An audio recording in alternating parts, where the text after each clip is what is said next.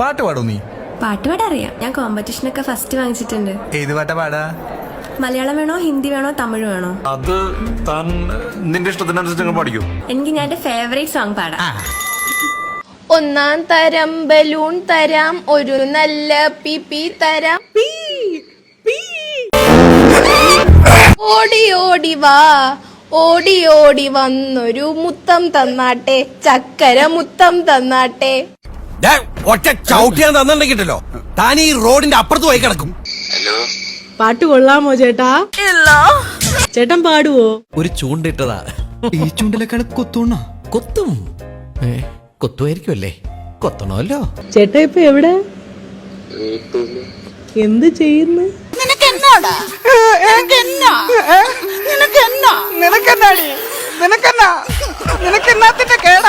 എന്ത് കാര്യത്തിനാണിത്? ഒരു സുഖം, ഒരു മനസുഖം. ഇത് കണ്ട രോമാറ്റം നോക്കി. ഒരാളെ തെറ്റിച്ച് കുടുംബത്തേക്ക് ഒരു സുഖം, തമ്മിലടിപ്പിക്കും ഒരു സുഖം. എന്റെ സ്വഭാവം നിനക്ക് അറിയാല. ചേട്ടാ ഇപ്പൊ എവിടെ? എന്ത് ചെയ്യുന്നു?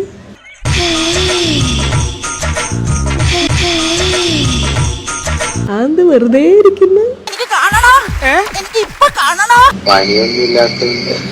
പണി എപ്പ വരും? അതിപ്പോ അങ്ങനെയൊന്നുമില്ല. അതുവരെ എന്തോ ചെയ്യും.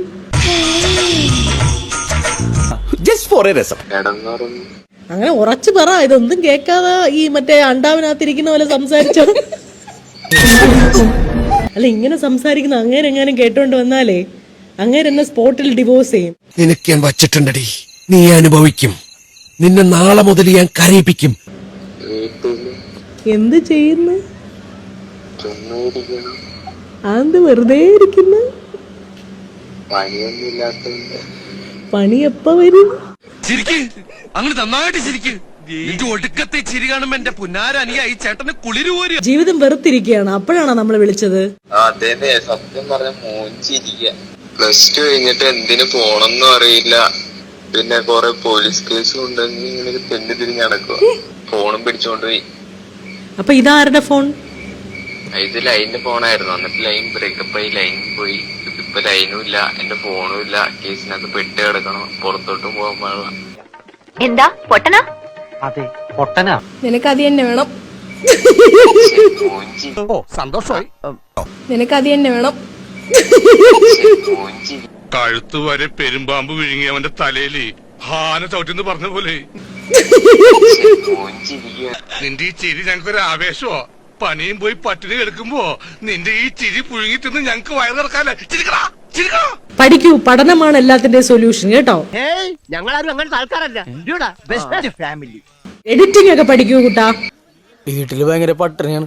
എന്റെ തന്തേന്ന് പറഞ്ഞ ഒരാഴ്ചയായി പടി പിടിച്ച് വീട്ടിൽ പണിക്കുകൊണ്ടിരിക്കണത്. എന്നാൽ അയാളുടെ ഭാര്യക്ക് മരുന്ന് മേടിക്കാനുള്ള പൈസക്കെങ്കിലും ഒക്കെ പണിക്ക് പോകാൻ പാടില്ല.